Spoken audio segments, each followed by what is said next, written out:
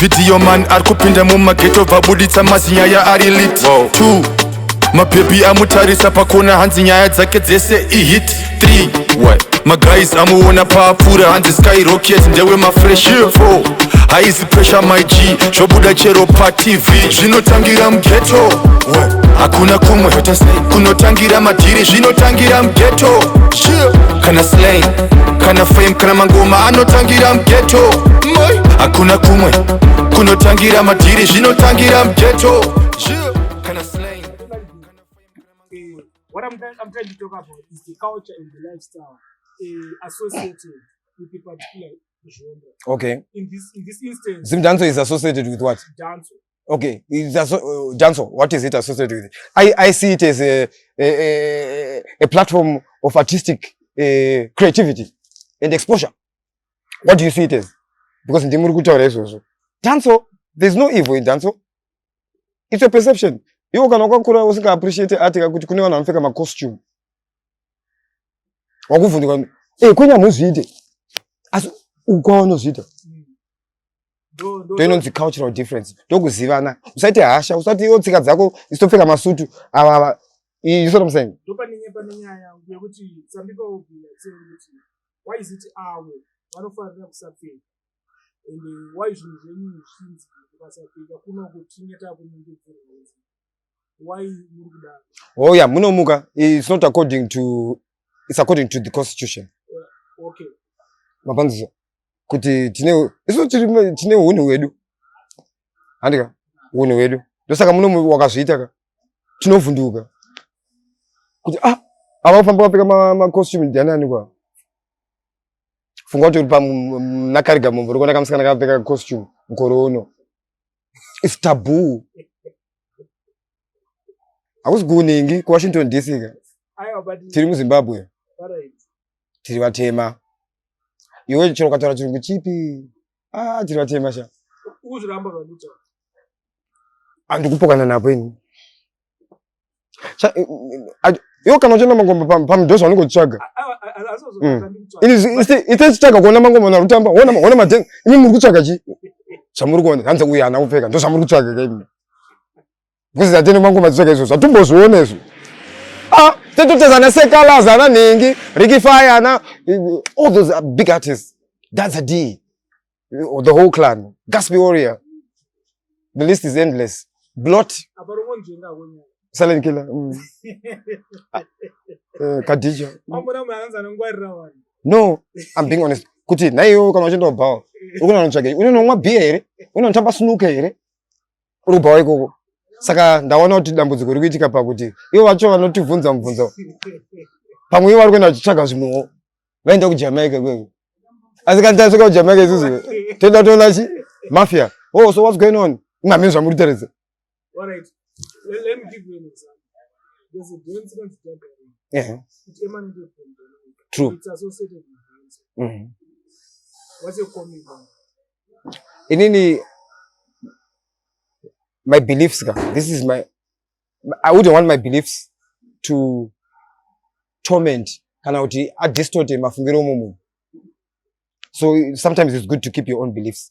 But it's a discussion. We are talking. Okay, discussing. My belief. Come out with something concrete. We say, all right, it's something that is good that we can borrow from or that we can learn from. Let's say learn. You know what? It depends with what you don't believe in. You don't believe in the creator of the heavens and the earth. Saka kana ikoko akudiwe isozo. Hello, titese. Umuntu naje I believe ikoko. I believe in Namwari. I don't believe I don't believe. Saka it's a mixed culture. Chiripo ndecheku kuti okay we are believe we are not believer. To chikidzana sei.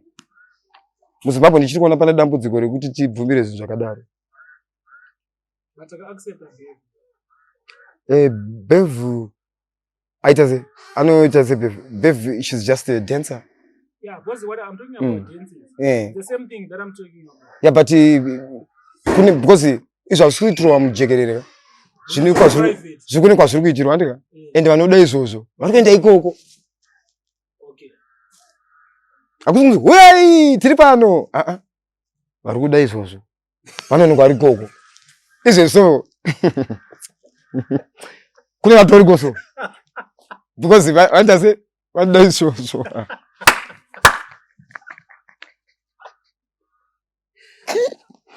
Dosa kuchona mna nda boga. Aru bawa because andaji.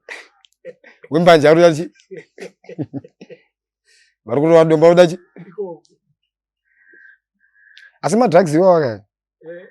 Dingo statement 1. Right, ngataure nezvema drugs associated with mangoma.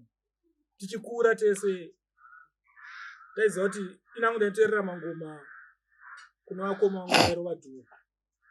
Ndainge noteerera mangoma ndoenda padhura. But I don't know mazuva ano zvofambiswa sei yemadrugs. But bajemi munoziti kwamuri drug sorry munoiti drug mimi. Kune vanoiti drug. Ayo ndanzwa muchitaura mimi kuti ana mukoma wangu vanga vasingaite any other substances. Vaitoteerera mangoma achitodi vachibhema zvavo vachitandara. Ndaizvona tichikura. That's a great plant made by God, eh? Yeah. For us humanity. Which is a good thing. But Which nowadays, but it's ukapinda kana mugeto mageto mazhinji singada mention mazita. Vanototeerera mangoma vachita other drugs. Yeah, I'll be lying if I say that Sanambuita come across such. Okay, here's the story. There's a because I think I did the voice of the voiceless when you don't talk about these things. You know what? That is the greatest pandemic which we have right now. Drugs. It's a national pandemic. It's a national pandemic because drugs are circulating all over the place. So, I will not speak about who A, B, C, D is doing what or what. I'll speak like this to you.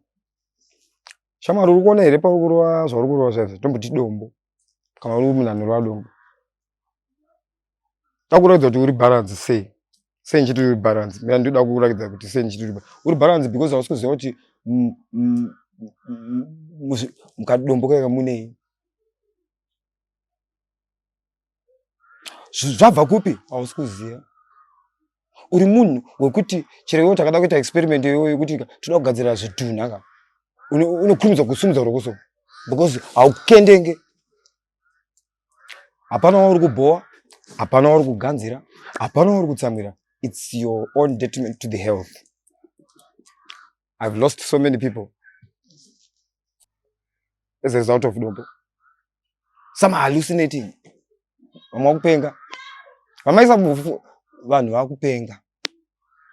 Saka just imagine generation yedu yakaita mazombi. Generation yedu isusu yevaita mazombi. Hazvibude. Kudzimba dzacho dzinovuka nani. Achapromota music yacho ndeyani. Tese tango tiri madrugi. Yeah. Ende unoona zvazviri kuita manje. Kumba uko. Because vanhu vakuba manje. As a result of this. Because washaya chinhu chacho chauri kuda chacho. Wakunotora maplates amoms. Boots dzamudhara. Nemapitcoat ana asisi vasikana basa wakutora. Tengesa. You see what's happening? Saka, the charity begins at home. I believe. Zvinotangira mumba. Vabereki musaiginoe vana tiri mumba. Because tiri mumba kan ndo ziva kuti tarisa ari kusangana nei mukati meupenyu. Listen. Okay, ndo zvausangana nazvo. Bobby, zora kurangarisa mwana wangu. If you don't listen, there's another world iriko kunze uko yamusiri kuziva yekutoti vari one family. Vanenge vachisimbisana muzvinhu zvavo izvozvo. Asi family haizi makatovhunzana kuti mune ukamere mese munoti aiwa hatina ukama. Because kumba uko hatisi kuteererana. Kuti utoziva kuti chena yasaite asabude panzika. Mukontroleka zvotangira pamba. Imagine now girls, as young as vanhu vari kuenda kumasecondary schools, vama drugs. Shamari, in our generation zvaiere. As in now in this generation, there's a proliferation of all sorts of things. And it's a sad story. Okay.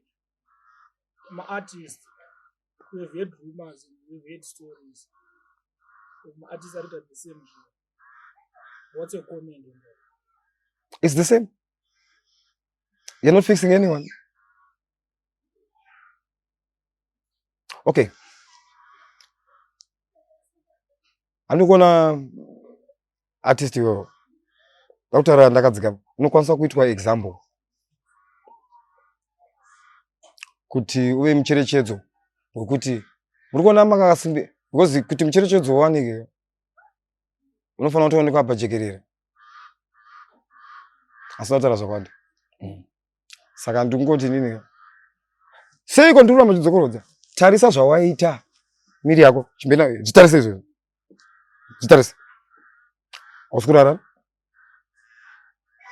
uri kuignora zviri kuitika mukati mebrain umu nekusarara kwauri kuita uchifamba udya hausi kuda kudya wangobata mazepi nekafrizi kana kadrink woti zvaita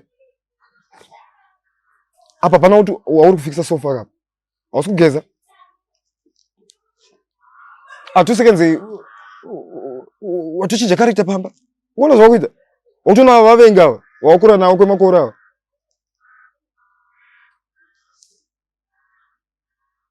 saka chinhu tarisai kana kunze vese vanobata izvozvo hapana kwaunoenda ungava wrestler ungava actor ungava ani yo pamba ipo paoda macontracts akuuya manje ndopachatanga kunzwa kuti maybe matumbu angu mawani because takatasa matumbu ako izvezvo mawani usafunga kuti kunzi healthy kumuka ubva kuti nhasi ndiripo hausi kuziva zviri mukati mukati uri kudya mbichana it's like acid funga manhuwire achinoita chinhu ichocho chinhu ichocho ndiobva kuti smoke wozanzi hatisi kumedza hamusi kumedza iri kunzi saka ikuenda papi mune pipe here mune steel aiwa mune nyama ka iri kuita sei nyama iyoyo yese tikuratidze zvakaita mentally pane kasection kebrain kanonzi cognitive domain kanobatsira kufunga ndokanokontrola mafungiro ako kuti nhasi ndopinda nevi saka ikako kangoti katsinga kangoreva kuti ma1 achabatika munhu iyeye akutopfurira from that day munhu iye anenge akutopfurira ndine masisters akutopfurira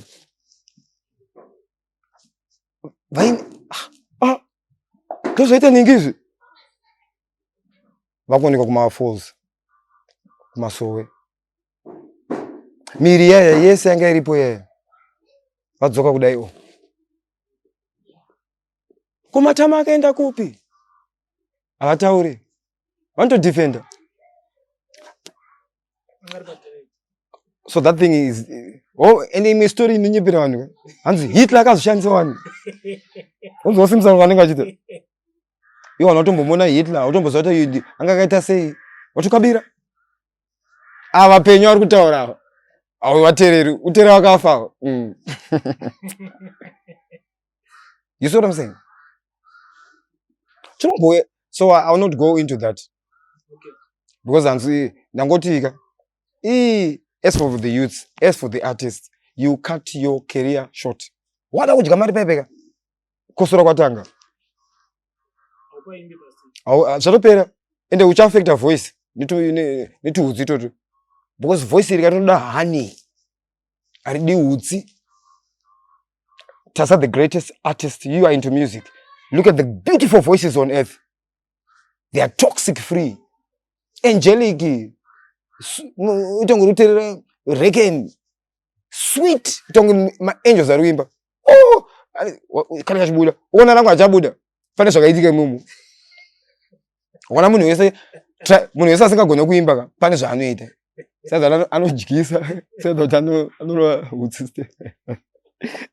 Munhu try kuimba any viewer ari kutoona asingagona kuimba something is wrong so asingagona kuimba chii chakavhara apo saka unomwa beer stereo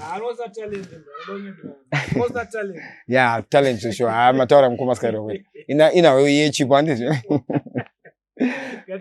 yeah ina we yechipo. You see what I'm saying? That's what I think. Whoa.